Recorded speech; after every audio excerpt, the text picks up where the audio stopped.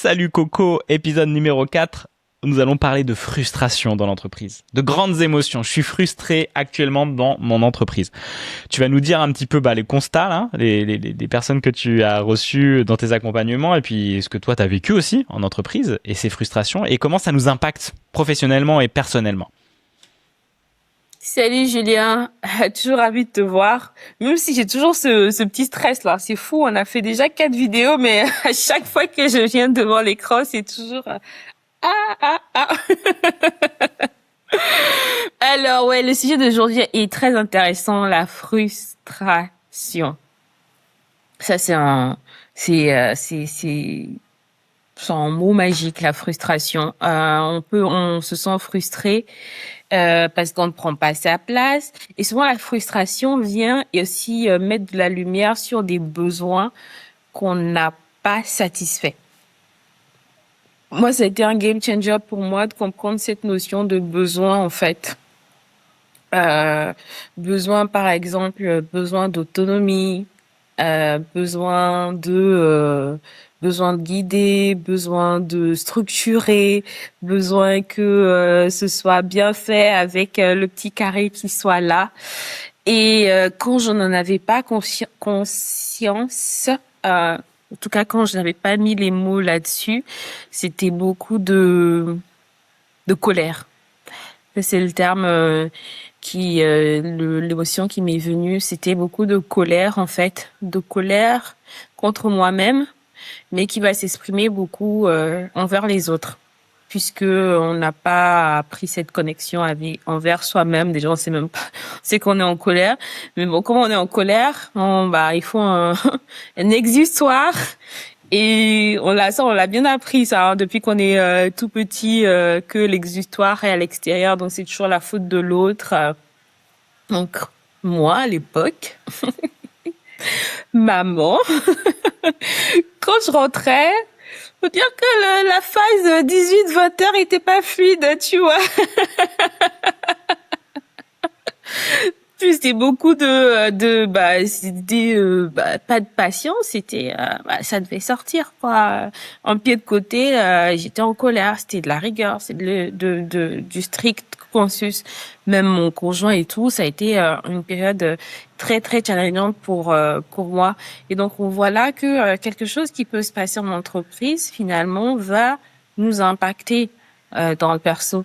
Et vice versa d'ailleurs. On peut être en frustration chez soi et en entreprise, cette frustration va se faire voir de façon différente. On va être moins attentionné, moins à l'écoute, moins dans la collaboration tout simplement. Donc c'était ça. Donc c'est aussi poser les mots sur ça là. Qu'est-ce qui se passe là? Reconnaître que j'ai ce besoin là. Et aussi, ce qui me vient, c'est valider que ce besoin a sa place. Comme si, je déconne pas en fait quand je dis que j'ai besoin d'autonomie. Et moi, ce chemin de connaissance de soi, qui est parti chercher hyper loin dans des outils dont on aura l'occasion de parler. Né le fait de l'avoir nommé, de l'avoir légitimé, je me revois un moment échanger avec ma responsable hiérarchique en lui disant là moi j'ai besoin d'autonomie. Et moi ce que ça a changé pour moi aussi, c'est de comprendre moi mes besoins, mais aussi de comprendre que l'autre a des besoins en fait. Là, cette personne en face de moi, quasiment constituée pareillement que moi, hein, c'est aussi un humain, qu'il a des besoins et qui ne joue pas un jeu forcément contre nous, mais qui joue un jeu pour lui, comme moi aussi je suis en train de jouer un jeu pour moi. Et à ma responsable à l'époque, je lui ai dit, je comprends ton besoin que les choses soient faites de façon structurée, je comprends aussi des pressions que tu peux avoir, mais moi j'ai besoin d'autonomie là. Et qu'on fait pas d'œufs sans casser, qu'on fait pas d'omelette sans casser les œufs, bon bref. Et donc en lui disant là j'ai besoin de plus d'espace. Mais c'est passé par dire OK, là j'en peux plus là, j'ai besoin d'espace, j'ai besoin de le nommer, que ça soit pris ou pas pris. mais en tout cas, nommer aussi l'autre personne pour faire le lien vers cette personne-là. Et ça a pris à l'époque. Donc, voilà un peu ce que je peux parler de frustration, ce que ça peut générer. Et je laisse de la place pour tes questions. C'est très en lien, c'est marrant parce que pour moi, quand j'accompagnais et j'étais dans le coaching émotionnel, familial, loyauté familiale et systémie familiale, c'est passionnant. L'idée, c'est que la colère, c'est l'expression vraiment des frontières, tu vois. Il y a une frustration, il y a quelque chose qui n'y a pas parce qu'on est étouffé, parce qu'on manque d'espace, parce qu'on a envie de se déployer, parce que nos limites ne sont pas respectées aussi, sont envahies régulièrement. Et effectivement, comme tu le disais, toi, il y a l'idée de j'ai besoin d'espace. Mais il faut quand même le reconnaître. Donc, l'émotion, ça va être l'indicateur sur le tableau de bord.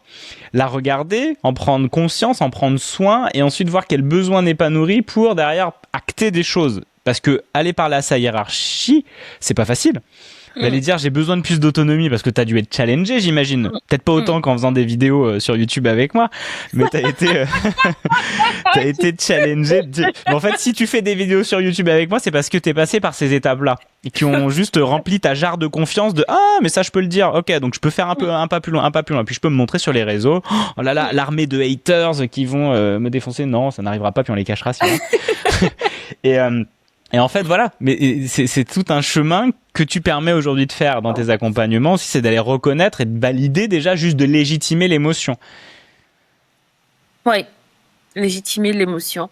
On ne laisse pas beaucoup de place à l'émotion dans notre société et encore moins en entreprise en fait. On préfère cacher ses émotions sous le tapis. Quand on est frustré. En plus, moi, c'est fou, c'était trop marrant avec moi. Parce que tout se lit sur mon visage, défauts et qualités ou quoi. On voit bien que je suis pas contente. Mais je vais dire, non, ok, tout va bien, tu vois.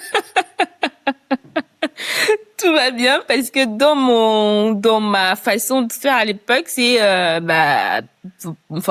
oser s'exprimer. Ça aussi c'est là aussi que j'accompagne mes clients en fait.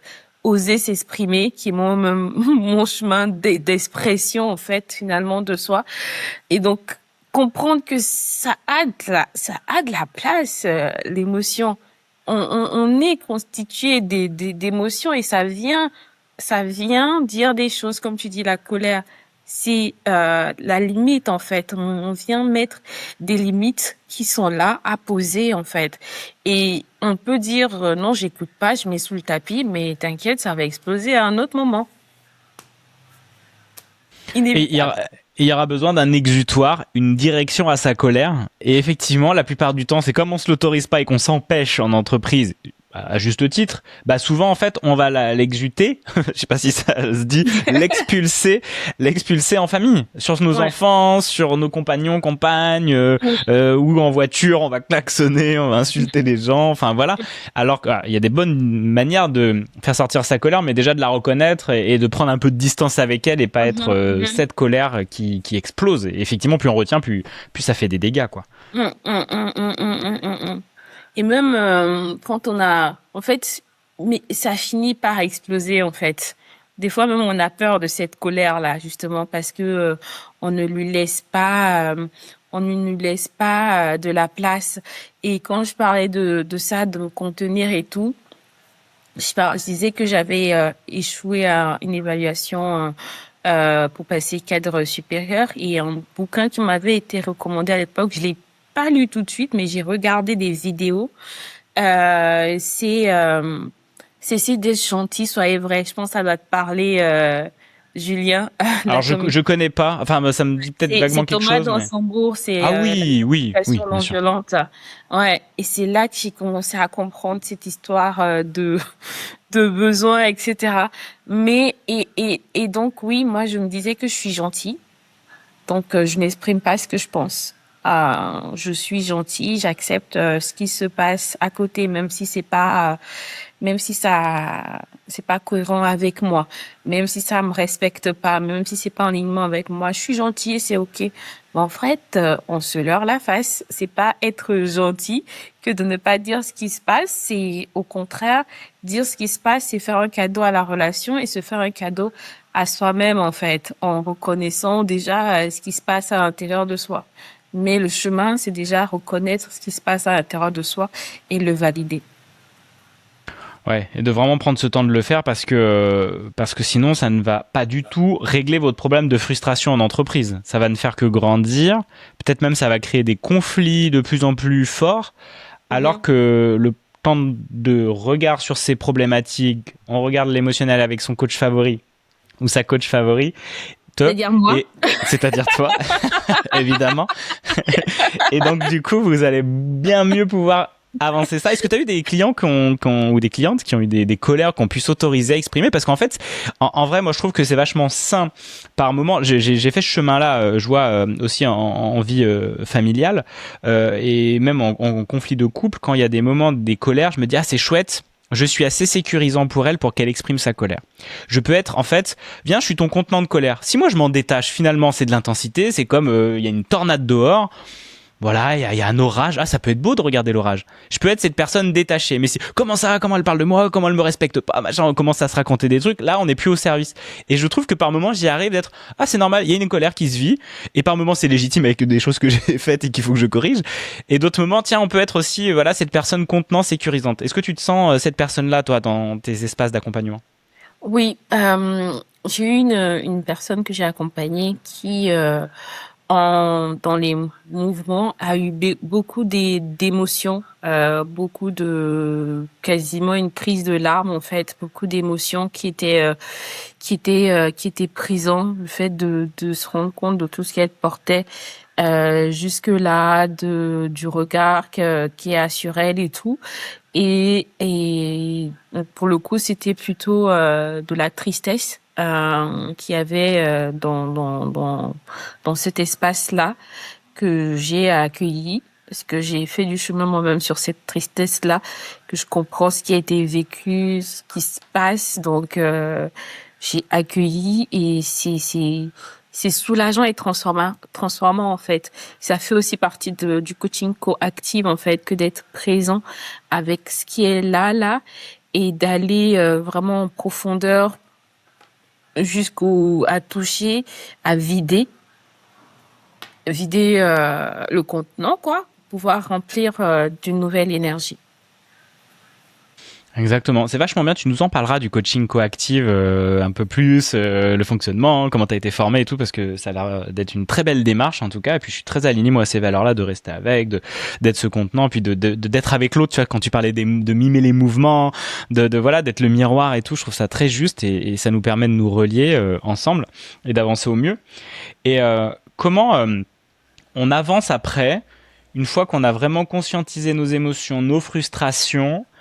Est-ce que c'est beaucoup plus facile de passer à l'action ou est-ce que tu vois qu'il y a des personnes qui quand même, bon, on a conscientisé, on a vidé le sac, mais bon, il y a quand même des actions à entreprendre pour que ça ne se re-remplisse pas de nouveau dans le cadre professionnel. Comment on avance par rapport à ça? Ce qui m'est venu là, c'est pouvoir écrire, noter. Parce que écrire, noter les choses, ça permet de se détacher un peu de l'émotionnel en fait. Et oui, j'ai eu cette émotion. Et qu'est-ce qui s'est passé de façon objective, comme si on faisait un dézoomage pour observer ce qui s'est déroulé, le fait en fait, le fait générateur de cette émotion-là. Donc c'est jamais dans le feu de l'action, hein, mais quelques temps après, quand même, prendre un carnet ou quoi pour noter ça s'est passé, ça a engendré ça pour moi. Et une minute d'introspection un peu, j'ai envie de dire, avec soi-même en se disant, ah oui, c'est peut-être ça qui a joué à ce moment-là. Et se faire un journal de bord des émotions, par exemple, qui peut aider justement à être plus aware à chaque fois de ce qui se joue en nous à différents moments.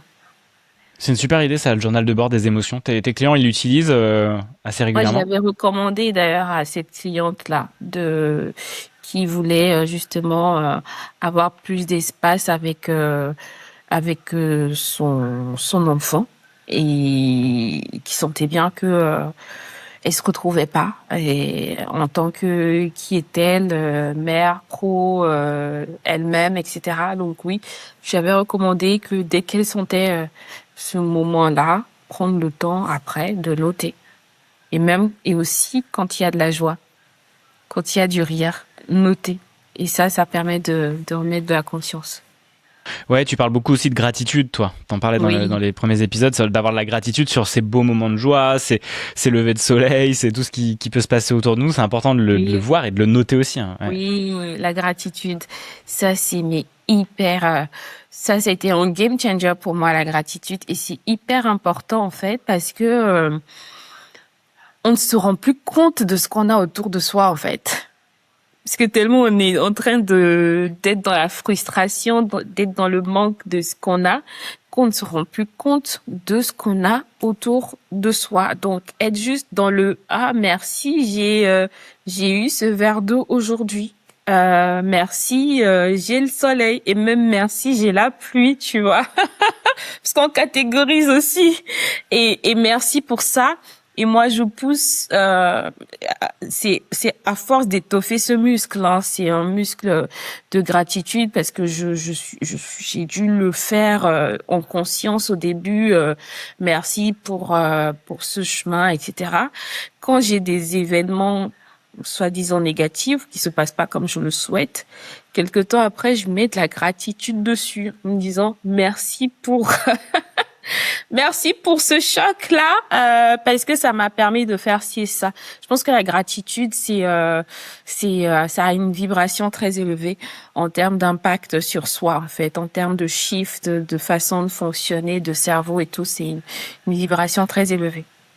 Ouais, je suis tout à fait d'accord et on pourrait parler aussi après d'autres sujets autour de tes outils qui se connectent aussi sur des champs plus subtils, tu parles de numérologie, tu parles d'autres outils qui nous permettent de nous connaître sous d'autres manières et qui effectivement nous connectent pour moi sur quelque chose qui est essentiel à l'être humain, c'est un plan supérieur. On l'appelle comme on veut, mais un plan spirituel qui nous met dans un grand tout.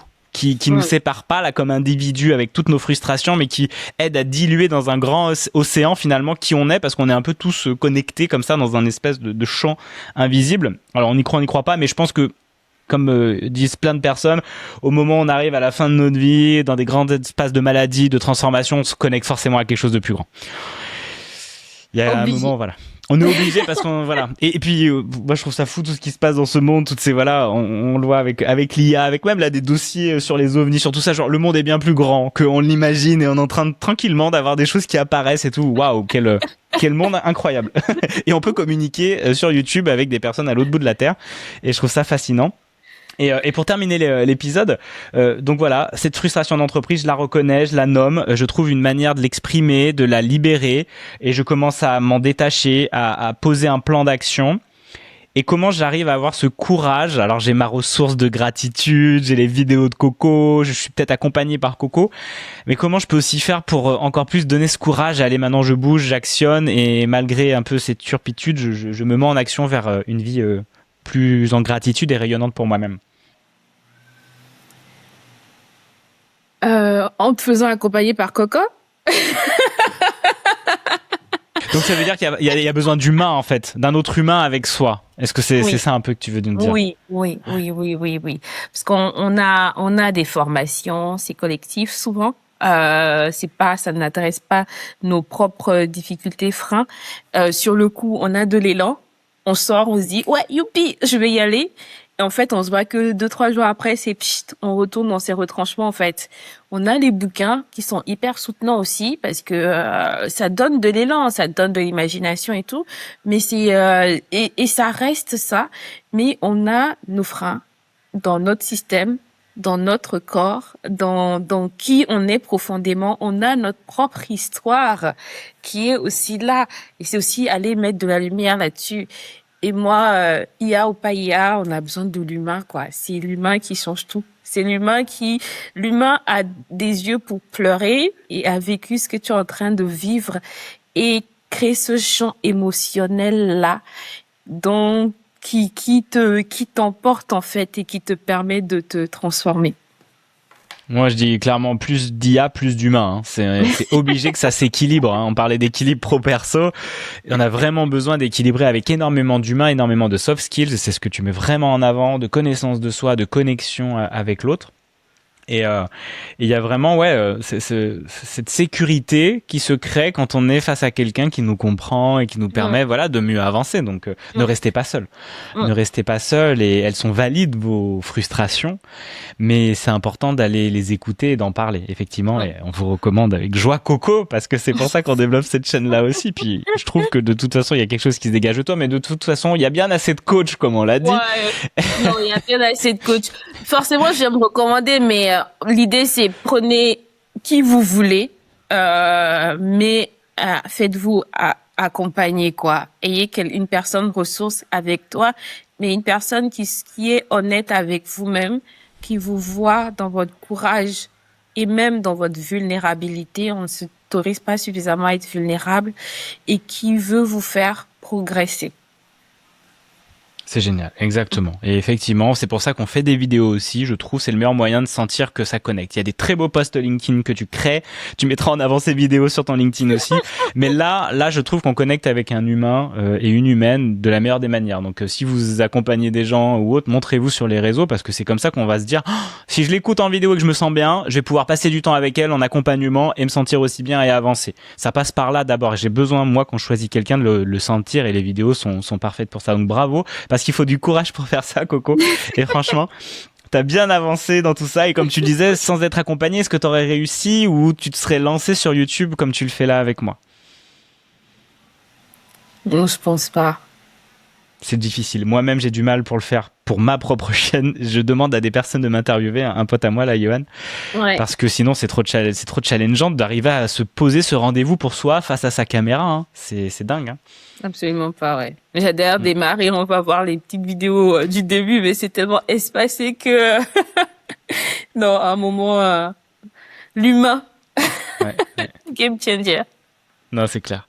Merci beaucoup, Coco. Tu as le dernier mot, et on termine cet épisode numéro 4 ensemble.